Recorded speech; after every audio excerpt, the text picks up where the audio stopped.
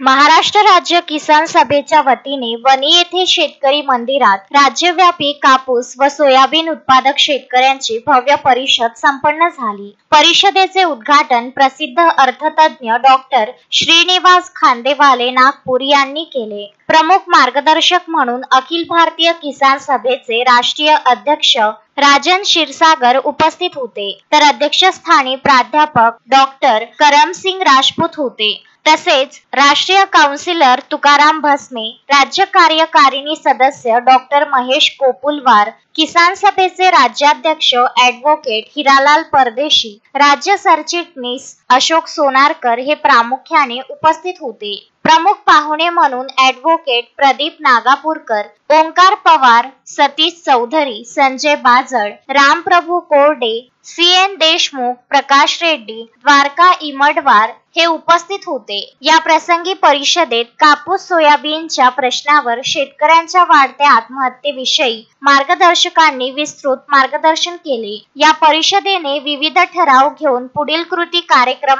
आखून किसान सभेच्या नेतृत्वात शेतकऱ्यांना संघटित करून आंदोलनात्मक वाटचाल करण्याचा निर्णय घेतला। या ठिकाणाहून आधुनिक तंत्रज्ञानाचं बियाणं हे पुढे आणण्यात आलं नाही, या बियाण्यापेक्षा सहज बियाणं पुढे आणलेलं नाही। विचार करायचा, आज कॉटन मिशन खाली 750 कोटी रुपये या बियाणे कंपन्या, अमेरिकन बियाणे कंपन्याबरोबर ICAR करार करतात आणि पुन्हा तोच डाव आणि खेळ शेतकऱ्याच्या माथ्यावर लावण्याचा। जरा दोस्तांनो विचार करा, 87,339 कोटी रुपये किती होते ही रक्कम? एवढी खतावरची सबसिडी या सरकारनं काढून गेल्या 2 वर्षांमध्ये खतांची भाववाढ जी आहे ती किती झालेली आहे तुम्हीच हिशोब लावा। ही रक्कम किती आहे? 87,339 कोटी रुपये ही खताची सबसिडी त्या ठिकाणी काढून टाकलेली आहे। लागवड खर्चात शेतकऱ्यांच्या किती वाढ, खतावरती GST लावतो या ठिकाणी जे आहे निर्याला 1.5% GST आणि आमच्या खतावरती GST 5%, ट्रॅक्टरवरती किती GST 18%, अवजारावरती किती 12%। अरे हिऱ्यापेक्षा जास्त महत्वाची या गोष्टी आणि त्याच्यावरती तुम्ही कर लावतो आणि शेतकऱ्याला या ठिकाणी सांगता आंतरराष्ट्रीय बाजारपेठेमध्ये स्पर्धा। अमेरिकेमध्ये $27 बिलियन ही शेतकऱ्यांना दिलेली सबसिडी। गेल्या वर्षीच्या 2023-24 वर्षामध्ये रुपयामध्ये मिळालेली सबसिडी अमेरिकेतल्या शेतकऱ्यांना 5 लाख कोटी रुपये। ट्रम्प साहेबांनी जाहीर केलेलं आहे $60 बिलियन हे कृषी उत्पादनासाठी सबसिडी द्यायचं या ठिकाणी जाहीर केले। 27% आपल्यापेक्षा जास्त सबसिडी शेतकऱ्यांना दिली।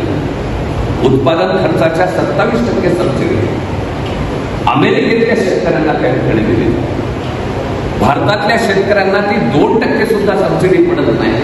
खताचं उदाहरण तुम्हाला या ठिकाणी सांगितलं आणि भारतातल्या शेतकऱ्याला त्या ठिकाणी तुम्ही सांगता जागतिक बाजारपेठेमध्ये अमेरिकेच्या मालाबरोबर तुम्ही स्पर्धा करायला सांगता, ओळखेल या ठिकाणी सांगता। या ठिकाणचा शेतकरी उद्ध्वस्त करतो हे सरकारचं ठरलेलं धोरण आहे आणि म्हणून दोस्तांनो मी नेहमी सांगतो या सरकारचं धोरण शेतकऱ्याला बर्बाद करणं एवढंच काम नाही, शेतकऱ्याला उद्ध्वस्त करणं, शेतकऱ्याशी आर्थिक युद्ध चालवणं हे या देशामधल्या सरकारचं धोरण राहिलेलं आहे। आणि त्या युद्धामधले बळी हे 4 लाख आत्महत्याग्रस्त शेतकरी आहेत, कारण त्यांच्या गळ्यामधला फास कुणाच्या हातामध्ये हे दिसत नाही, हे सांगता येत नाही, म्हणून त्या ठिकाणी ह्या घटना होत आहे। ते विचार या आत्महत्याग्रस्त कुटुंबांची परवड काय? त्या सगळ्या आत्महत्याग्रस्त कुटुंबांशी कसा व्यवहार आहे सरकार सभागृहामध्ये सांगतंय 427 आत्महत्या 2-3 महिन्यामध्ये। एका दिवसाला 31 शेतकरी त्या जगाचा निरोप त्या ठिकाणी देत आहेत, स्वतःचं जीवन संपवून टाकतात। अहो जगातल्या कुठल्या युद्धामध्ये एवढी माणसं मारली? त्याच्यापेक्षा जास्त आमच्या देशातले लोक जे आहेत या आर्थिक युद्धाचे बळी ठरलेले आत्महत्याग्रस्त त्या ठिकाणी बनतात. याच्याबद्दलची कुठली त्या जरा आठवून बघा, तुमच्या यवतमाळमध्ये एक गाव सुद्धा नसेल की ज्या गावामध्ये आत्महत्या झाली.